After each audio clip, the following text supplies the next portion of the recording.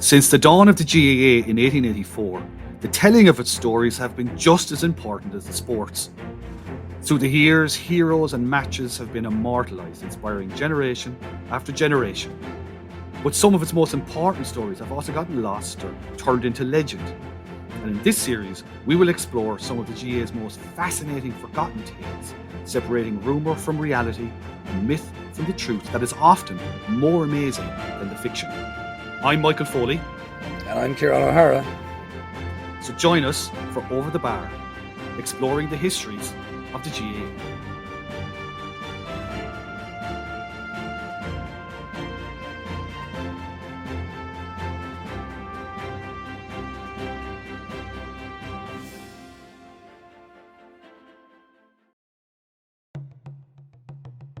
Love GAA history? Then you love going deeper with Over the Bar's Cordia Club membership. For just €5 a month, you'll get exclusive member-only episodes and series, early ad-free access to the main podcast, plus detailed show notes, a newsletter, and the chance to have your questions answered. Join Michael Foley and Ciaran O'Hara as they uncover the stories, the legends, and the questions that shaped our games. Don't just listen, be part of the club. Join now at overthebar.club.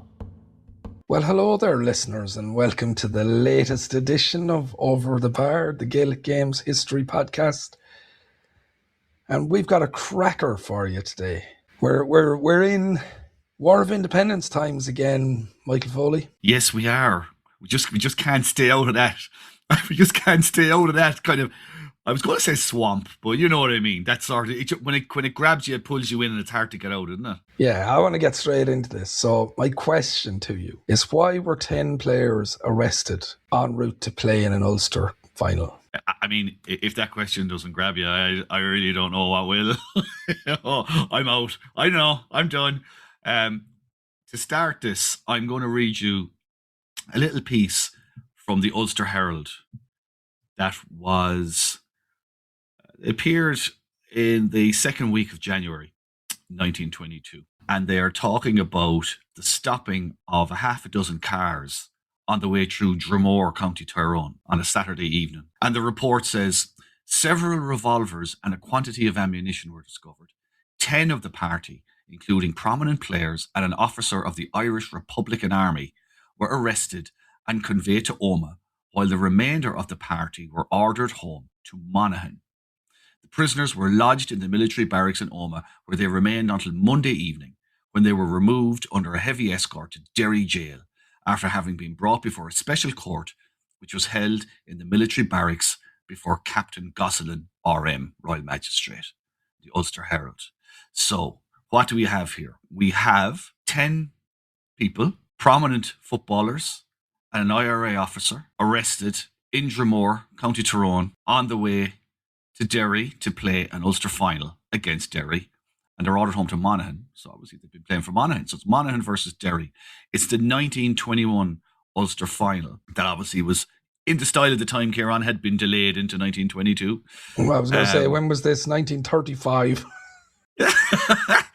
It's the 14th of January 1922. It's a Saturday evening, because they're going up there for the night before, and they're going to stay over, and they're going to play the game the following day. They never get there. And the upset in Derry is understandable, because the match has been advertised widely.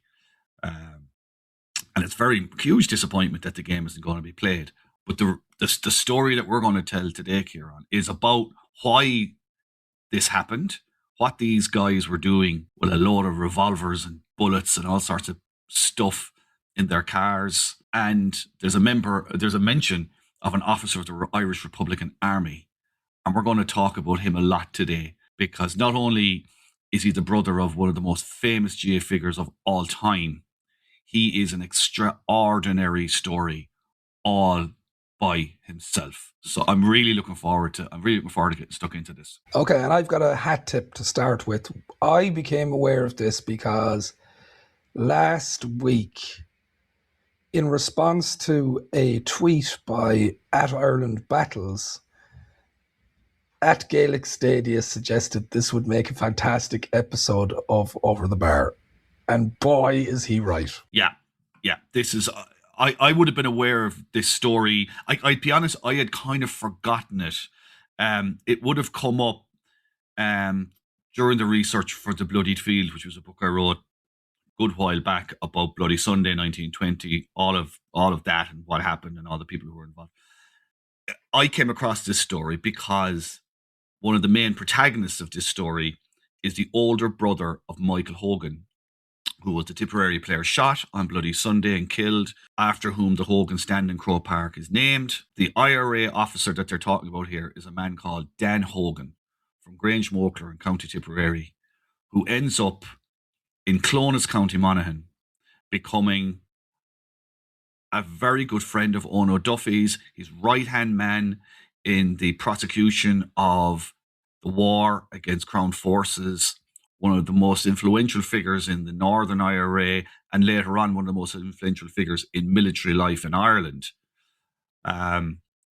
So he is the man at the center of all of this. And this episode that occurred with the arresting of the 10 footballers as well, Ciaran, I mean, it's a fascinating story all of itself.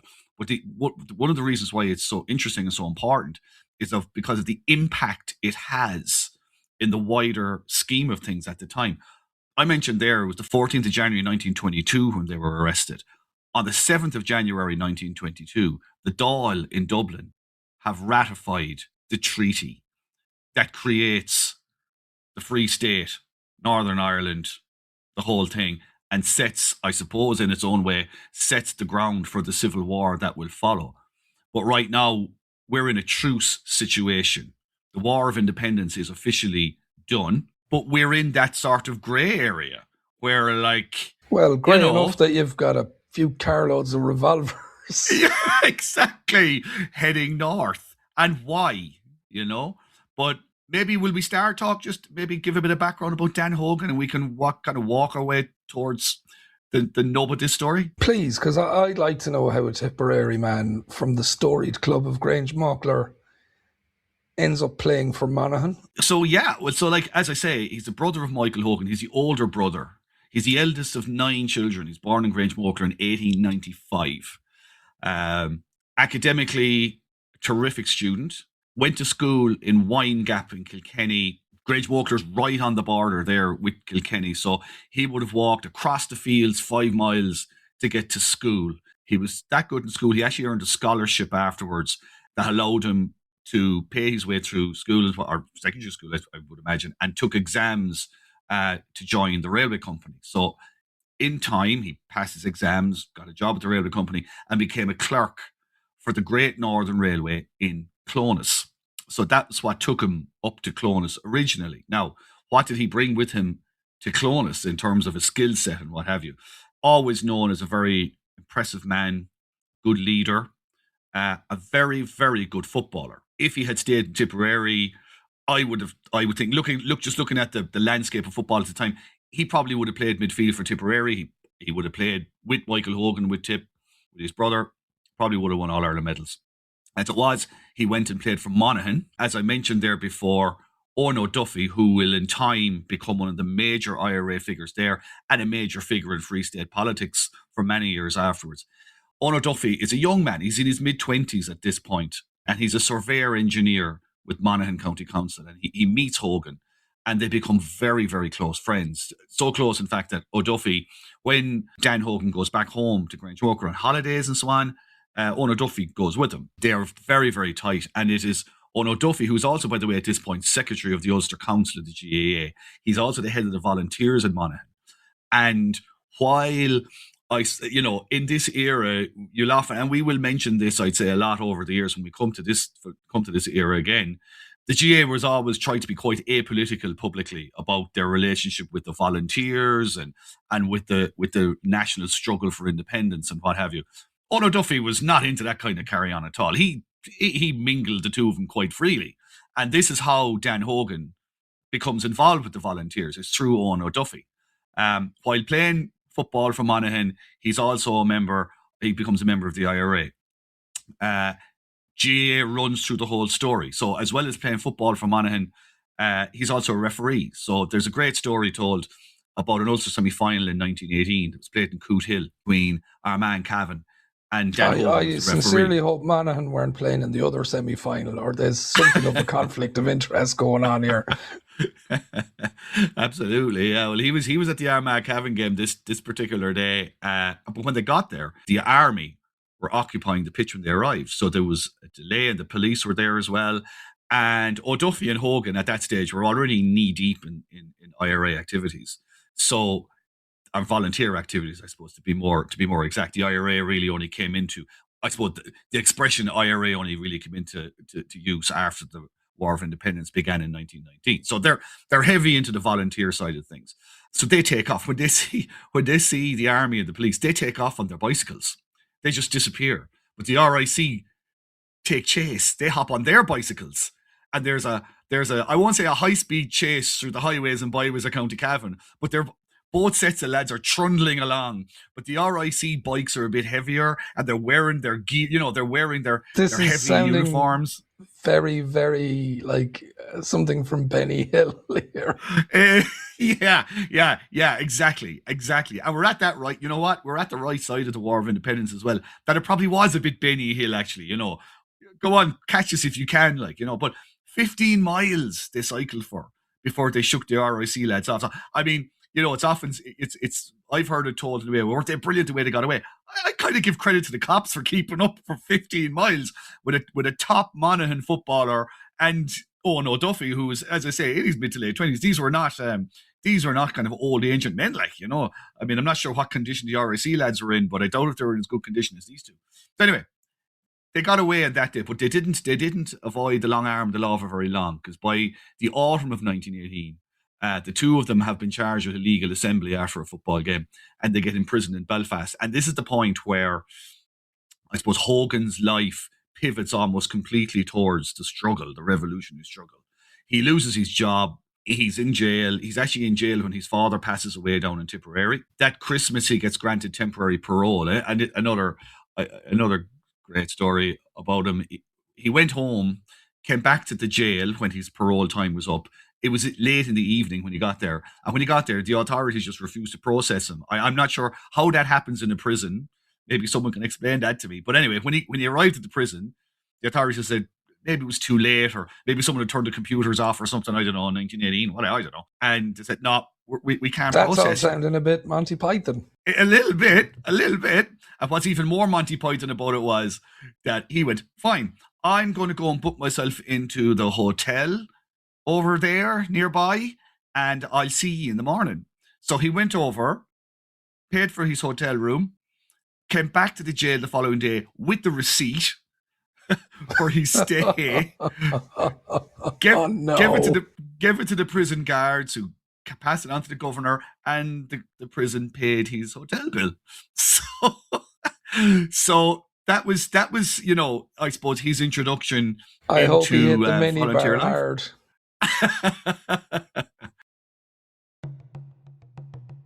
Love GEA history? Then you love going deeper with Over the Bar's Cordia Club membership. For just €5 a month, you'll get exclusive member-only episodes and series, early ad-free access to the main podcast, plus detailed show notes, a newsletter, and the chance to have your questions answered. Join Michael Foley and Ciaran O'Hara as they uncover the stories, the legends, and the questions that shaped our games. Don't just listen, be part of the club. Join now at overthebar.club.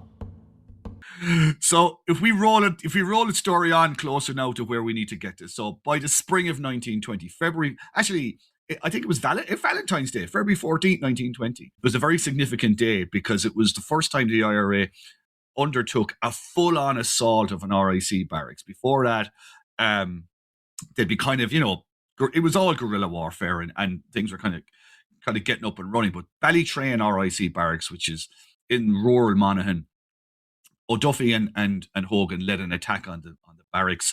Fight lasted 3 hours. They eventually blew out the gable wall end of the barracks using gelignite stolen from Monaghan County Council, where Owen O'Duffy was working. One RIC man was very badly injured in the blast. So they went in, they all they wanted was guns. So they just took the guns. They treated the RIC man. Another guy had got away. He walked 9 miles to Carrickmacross to raise the alarm. One of the RIC lads said, lads, there's £60 over there in a box. if you want to take that, And O'Duffy says, it's too much money we have. It's guns we want. It's too much money we have. So off they went. Again, didn't escape the long arm of the law for too long. And Hogan was arrested and sent to Derry jail this time. And now, just as a means of kind of illustrating the type of character he was at this point, he was sent to Derry jail. There was another IRA prisoner there called James or Seamus McGill. Now, McGill had been there for a little while before this. And in the time he was there, he had achieved POW status, prisoner of war status. So different sort of set of rules for him. The governor changed a couple of weeks after McGill had gone in there. And when Hogan arrived, he asked Hogan to seek the same POW status. But Hogan, for some reason, was reluctant to go down that route. Eventually, there's 60 IRA prisoners in Derry jail, and they have an election to find a commandant, and Hogan is elected commandant. Word around that time seeps through that there are hunger strikes going on in Wormwood Scrubs, in Mountjoy prison, Dublin, and Belfast jail as well. The IRA prisoners are striking. And the majority of prisoners in Derry want to go out in sympathy with them. But Hogan refuses. He says that under the volunteer constitution, you require a 2/3 majority to declare war or accept a peace. And Hogan considered a hunger strike as an act of war. And he, without the sufficient numbers, he wasn't going to do it. In fact, he put the men on parade one of the days and told them that as long as he was in Derry jail, there would be no hunger strike. So this obviously created a strain in the prison. McGill drew up a document which basically said to the governor, we want to be released right now, or in 8 days, we will hunger strike. 6 prisoners out of 60 signed it. So it was kind of an easy enough problem for the governor. They just moved the 6 lads to Wormwood Scrubs, and that kind of finished that. But it's just an illustration that, Hogan seems to have been a man, very much of a procedural mind, but a very strong character. If he could take that position when the majority of the people in there wanted to strike, but he was, assuming the role of leadership and saying, we will not do this. We are going to abide by whatever code we have set down for ourselves. By the autumn of 1920, he's out. And when he comes out, as I say, his job is long gone. So the IRA are organising flying columns, which will be essentially roving bands of IRA men who will swoop in, attack British forces, RIC barracks, whatever, on order. It's a full-time job. So the thing that they do most is they raid mail trains. So they get the post, they go through and see what they can find out. Some knowledge of. A lot of knowledge of, yeah. And it comes in very handy at times. As I think they have to move a train at one stage, and he knows how to move it. He also knows how to read like the inventories of what's on the trains. So, he can kind of transfer, what do we need? What are the ones that we should be, what are the ones we should be focusing on? Obviously, an enormous moment in his life occurs in November 1920 when his brother, Michael, is killed in Croke Park on Bloody Sunday. He comes to Dublin to oversee his brother's removal from the Pro Cathedral. He obviously goes home for the funeral. There is a sense that it changes, as you would expect, that it changes him. And, historians in Monaghan would point to the fact that when he comes back to Monaghan, everything goes up a notch. Like the violence goes up a notch. In February of 1921, there was an attack on an RIC barracks and several houses were burned in revenge. The reprisal from the IRA, led by Hogan, was to burn some houses in Rosslea, County Fermanagh. They had a firefight with the B Specials that night, the local constabulary. An IRA volunteer called Matt Fitzpatrick was wounded that night and taken to hospital. Shortly after that, Hogan takes 12 men to the hospital and rescues them, takes them out. They attack Carrickmacross barracks, RIC barracks, in April 21. As a result of the mail, by the way, that they steal, they find a number of spies and informers from the fact that they were getting checks from the authorities in the post to pay them for their information. At least one IRA man was executed having given up information to the authorities under torture. He had been beaten, gave up the information, came out, was interrogated by IRA, court-martialed, and executed. And again, if you read, there's a resource called the Bureau of Military History, witness statements, Ciaran, where it's like over 1,700 statements by people of all levels of involvement in this revolutionary time from about 13 to 22. And there is some conversations in those individual statements about Dan Hogan being quite instrumental in ensuring that IRA man was executed, even though some people felt he shouldn't have been executed because he had gone through so much when he was in custody, that basically the information was beaten out of him. But he was executed. They were sniping at patrols, barracks. So they were very, very active, extremely active. So coming into 1922, as I say, the treaty is signed in January the 7th. So we're done, right? Why are they going into Northern Ireland with guns and stuff hidden in the cars? That's the question we come to now, when they're just going to play an Ulster Final. You would have thought at this point everything settles until the kind of convulsion of the Civil War. You do, but along the border there is still tensions for obvious reasons. This is a new arrangement. People are on both sides are still uncomfortable with it and with each other. So as I say, it was the 14th of January 1922. This convoy of 6 cars carrying the Monaghan football team are driving up through Tyrone. It's a 6-car convoy.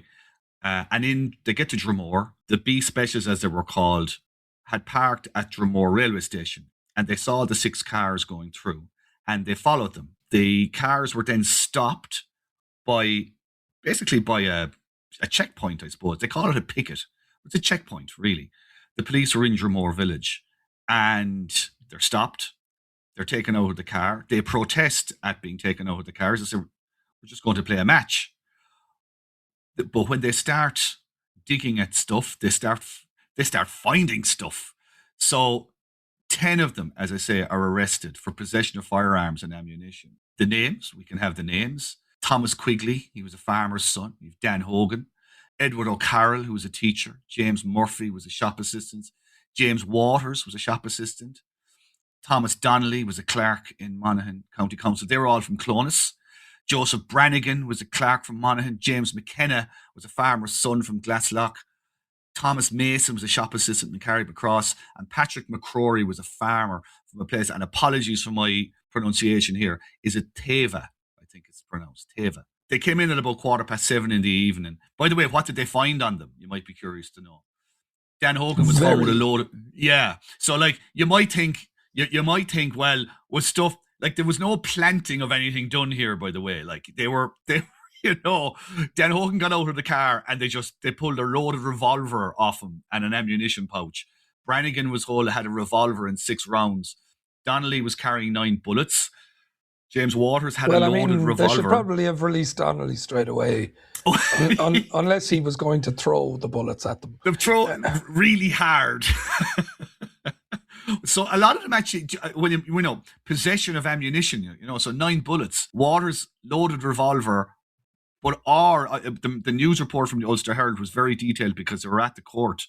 So terrific reportage of exactly what happened. He had a loaded gun or automatic pistol cartridges. I think they might have got one of the names wrong, but anyway. Crowry had 2 revolver cartridges on him. That was all. Quigley, they found a Bulldog revolver and a bunch of .22 cartridges in the car. By the way, all concealed under the bonnet. So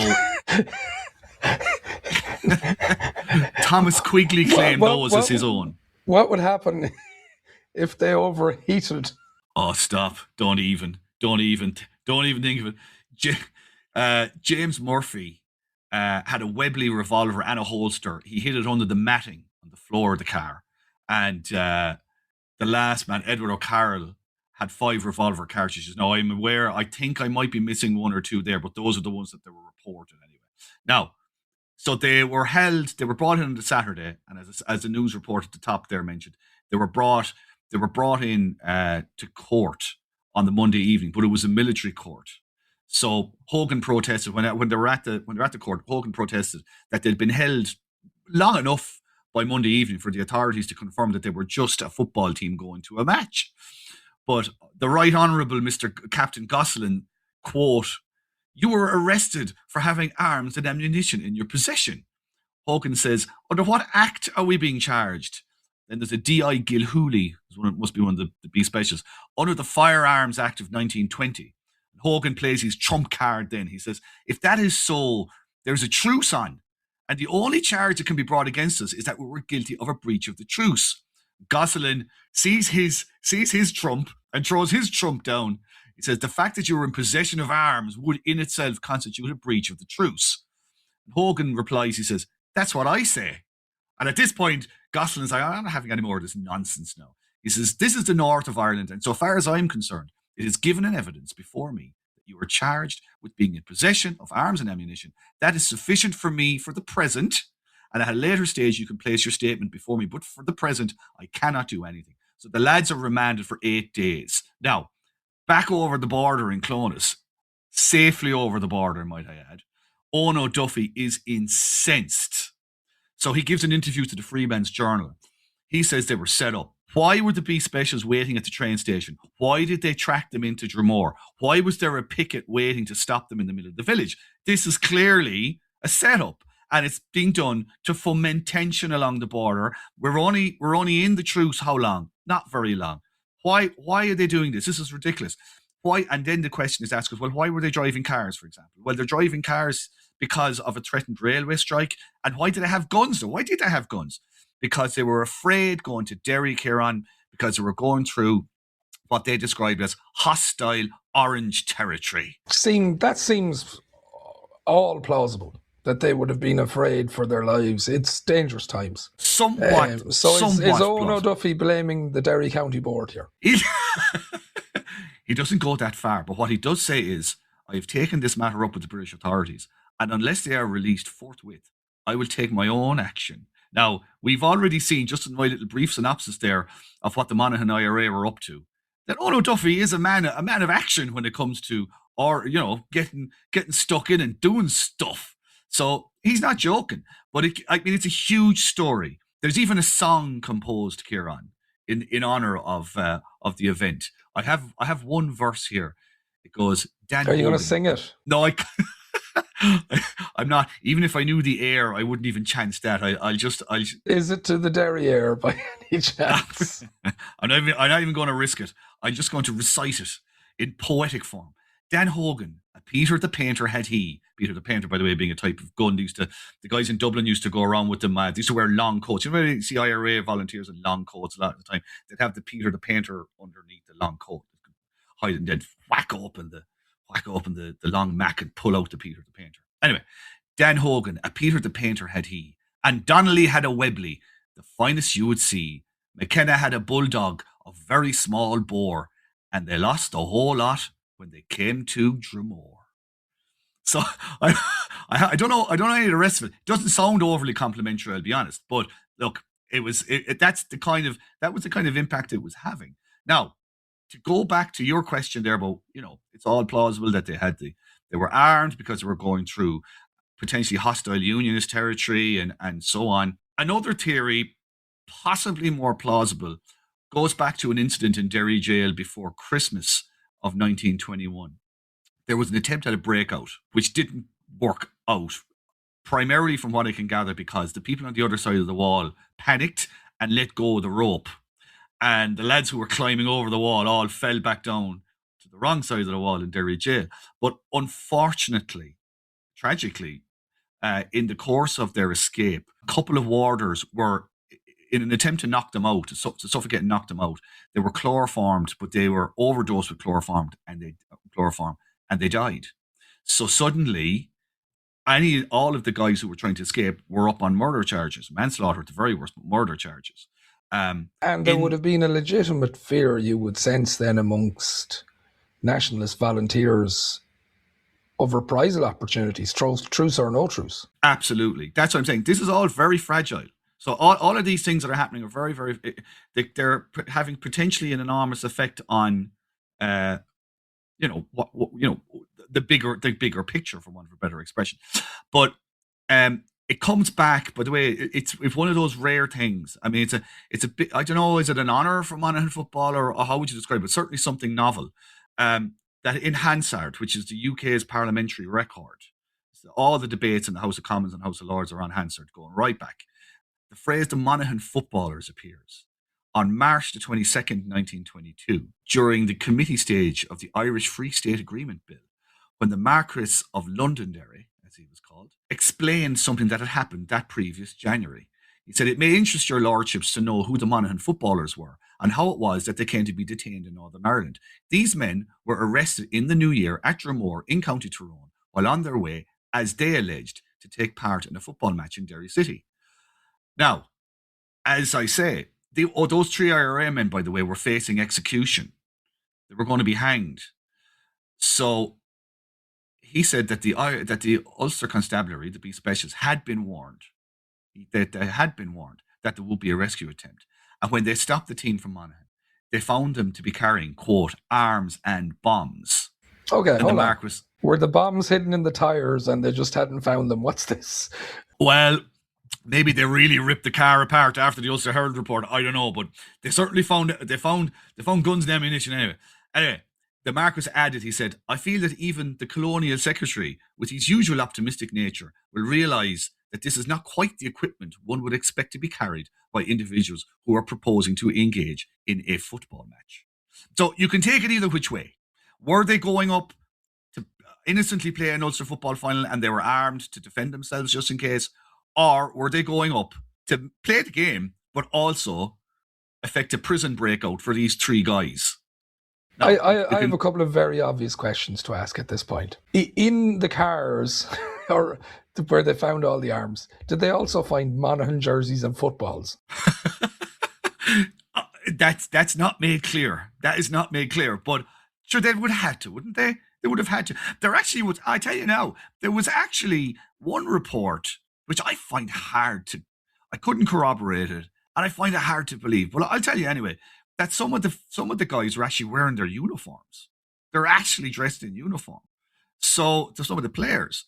So, that adds a little bit more to the whole story, if that was the case. It seems unlikely to me, though. I mean, Dan Hogan was a military man. He was in charge of 3 counties, in the Free State, So, I mean, if he was wearing uniform, maybe he was in his maybe it was still an IRA kind of get up, but it was it was meant to be an army uniform now, that kind of way.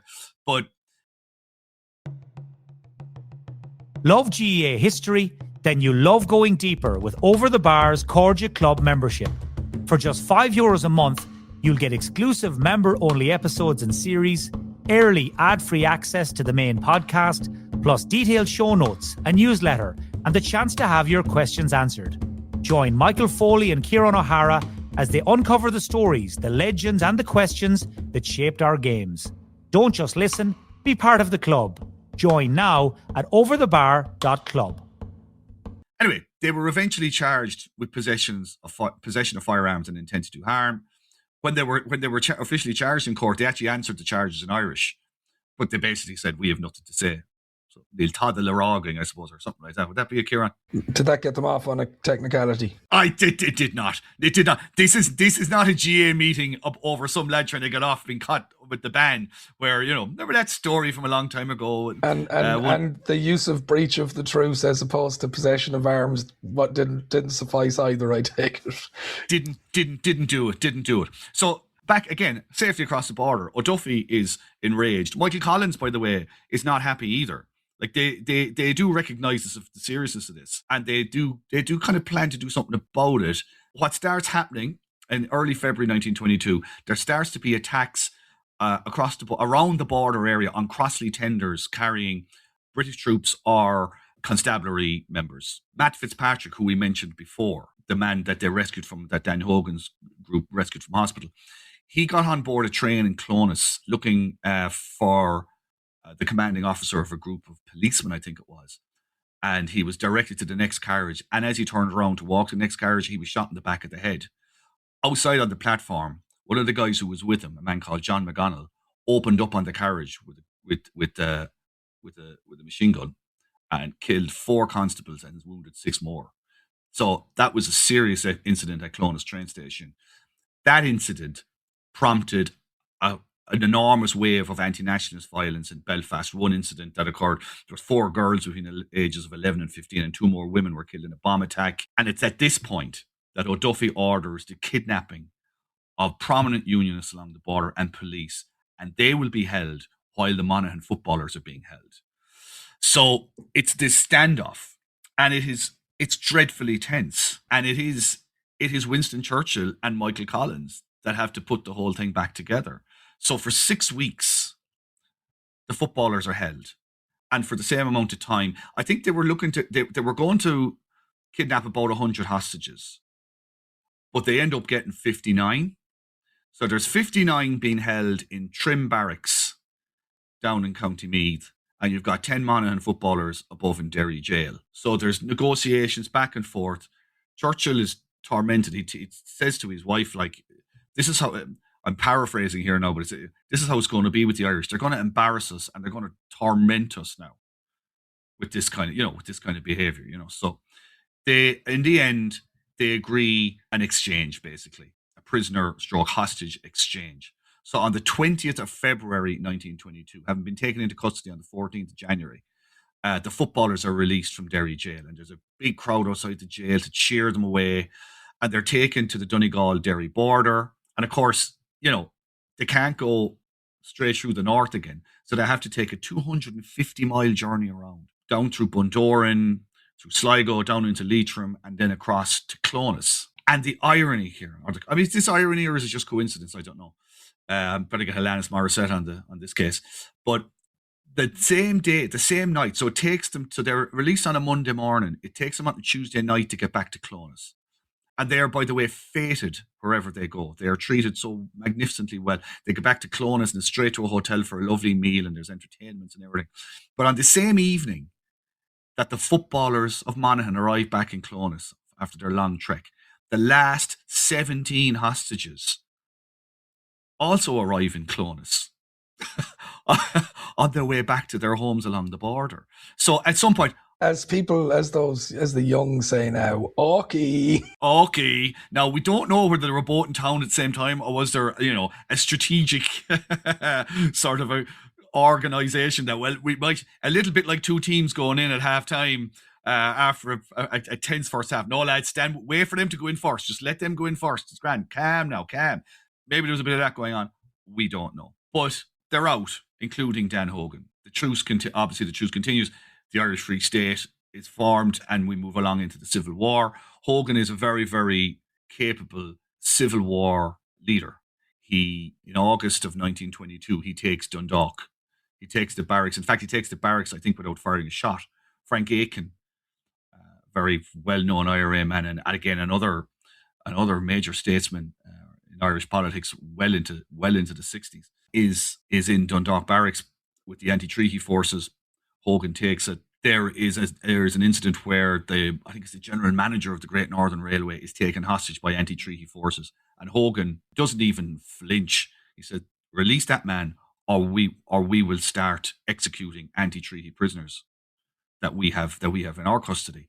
And almost immediately, because they know who they're dealing with, almost immediately the man is released. So this is the kind of, aura, I suppose, the power that Dan Hogan has at this point. He stays in the army after the Civil War, senior officer commanding the Eastern Command until March 1927, Ciaran, when he assumes the highest military office in the land. He becomes the Chief of Staff of the Defence Forces in the spring of 1927. That's the journey he has taken. But you'd like to think, if it stopped there, you would say this is an extraordinary life he has lived. But it doesn't. Where next in the winding story of? No, well, actually, can we double back first? Did they win the Ulster Final? Well, I was going to get to that in a while, but you know what? You're dead right. We need to tidy up a few loose ends here before we go any further. They do eventually play the Ulster Final on the 29th of October 1923.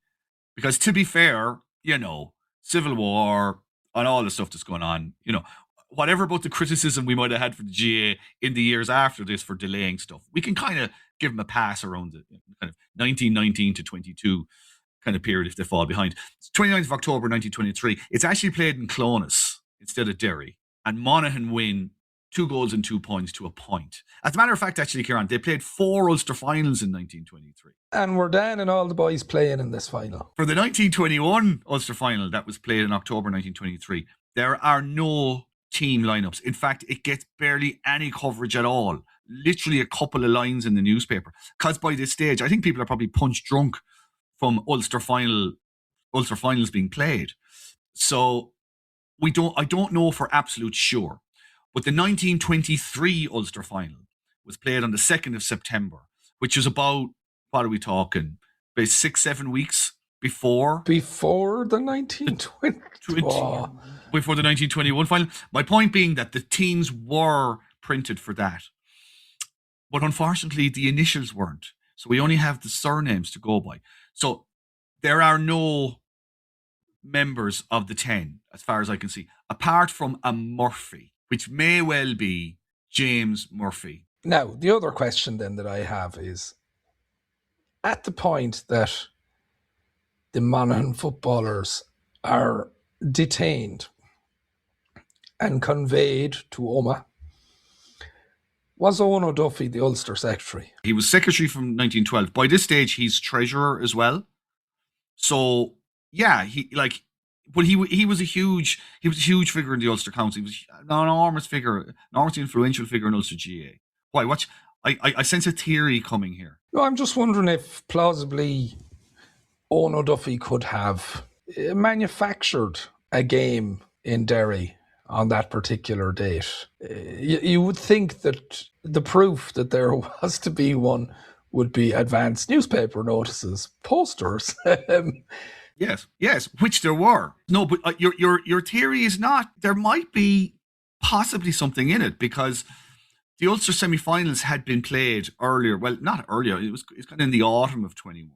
But then there were delays again to play the Ulster final. So if the lads in Derry jail have been put up on a murder charge and are sentenced to death in and around December 21, it's plausible that O'Duffy deliberately delayed the playing of the Ulster final into January, perhaps to orchestrate some kind of prison breakout, because he would have known. I mean, Hogan was his most trusted lieutenant, and Hogan, obviously brought people that he trusted with him on. If let's just say that this was happening, he would have brought trusted people with him. Love the free episodes of Over the Bar? Then take your passion further with the Cordia Club membership. For €5 a month, you'll unlock bonus series and member-only shows, hear the podcast first and ad-free, and get behind-the-scenes access through detailed notes, a newsletter, and Q&As. It's the ultimate GEA history experience, curated by Michael Foley and Ciaran O'Hara just for you. Upgrade your listening, support the show. Join today at overthebar.club. The semi-finals were played on the 11th of December, so I dare say Owen O'Duffy was more concerned with avoiding a Christmas Ulster final. Possibly. We will never fully know. By the way, I said 4 Ulster finals were played in 23. The 1922 Ulster final was played in April and May. You actually went to a replay. So there's your 4 Ulster finals. One other loose end to tie up. People might be wondering, well, whatever happened to the 3 guys in Derry jail who were sentenced to death? The gallows was built for them. It was the day before their execution. Their sentences were commuted to hard labour. It was 2 IRA men and a warder who were the 3 men that were initially sentenced to death. So their sentences were commuted to hard labour, so they survived as well. My curiosity is satisfied now, Michael. We can move on to the term of Chief of Staff of Mr. Dan Hogan. Yes, so it's short but eventful, you'd have to say. He takes the job in March 1927. As I say, he was the main man in the Eastern Command before that. Now he's the most powerful man in the Irish Defence Forces across all the the Navy and the Army as it existed at the time. In early 1929, though, he hits the rocks. He has an issue with the Defence Minister, Desmond Fitzgerald. Hogan is canvassing for better paying conditions for soldiers, but Desmond Fitzgerald is holding back or pushing back on this. According to Todd Andrews, who was a very prominent Republican at the time and was a very prominent person in Irish kind of civil service and other semi-state bodies after independence, in his memoir, he records that apparently Dan Hogan struck Fitzgerald in the course of one, let's call it a meeting. But he basically leaves the job in early 1929.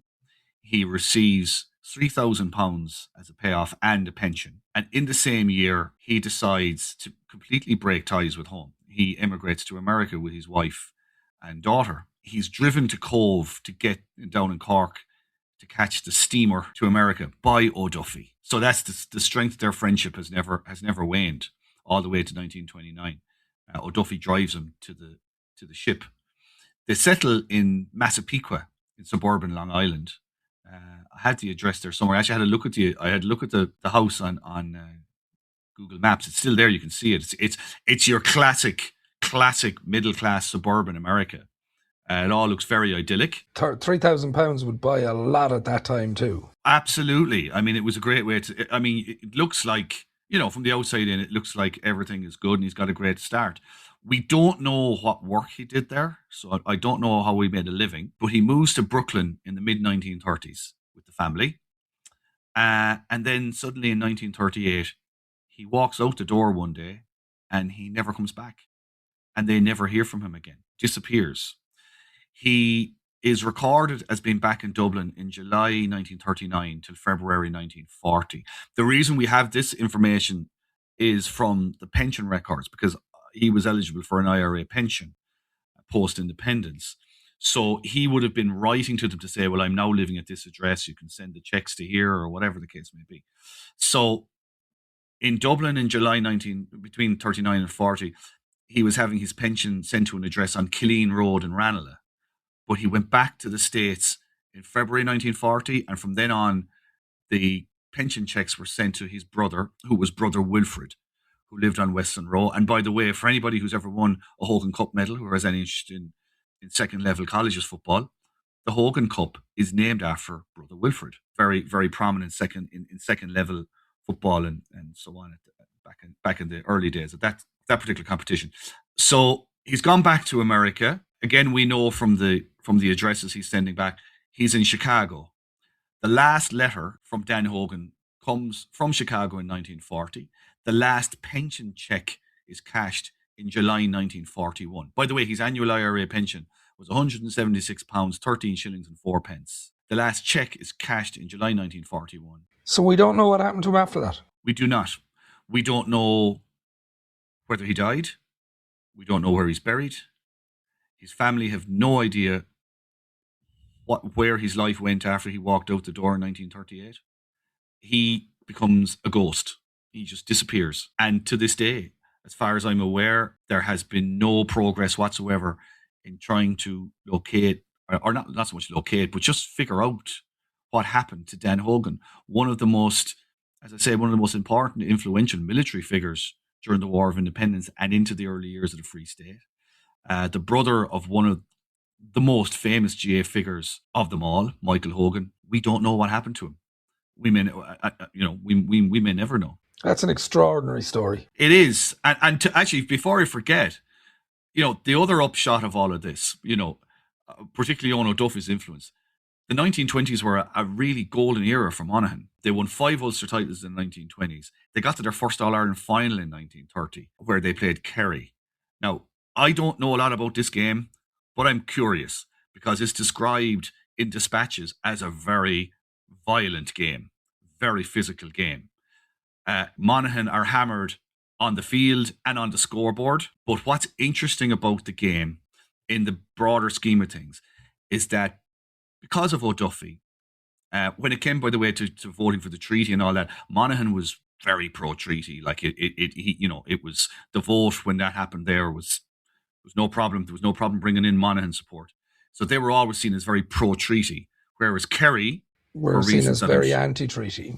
Anti-treaty, very Republican. One commentator called the 1930 All-Ireland football final between Kerry and Monaghan as the last battle of the Civil War. What an extraordinary story. And if perchance there is a listener in Chicago, Illinois, who can fill in the gaps from 1940 onwards. We would love to know. Oh my God, if can you anybody out there came across Dan Hogan. Wouldn't that be a result to find out? Now, if you've enjoyed this episode, as I'm sure you have, because we've enjoyed bringing it to you, you can go into your little listening app there now and look for the 5-star button. And if you wouldn't mind rating the podcast, and then you might share the podcast. And indeed you might like the podcast, because there's lots more of this to come. So we're grateful for your attention. We look forward to having you again. See you next time. See ya. I'm going to find out what happened to that man.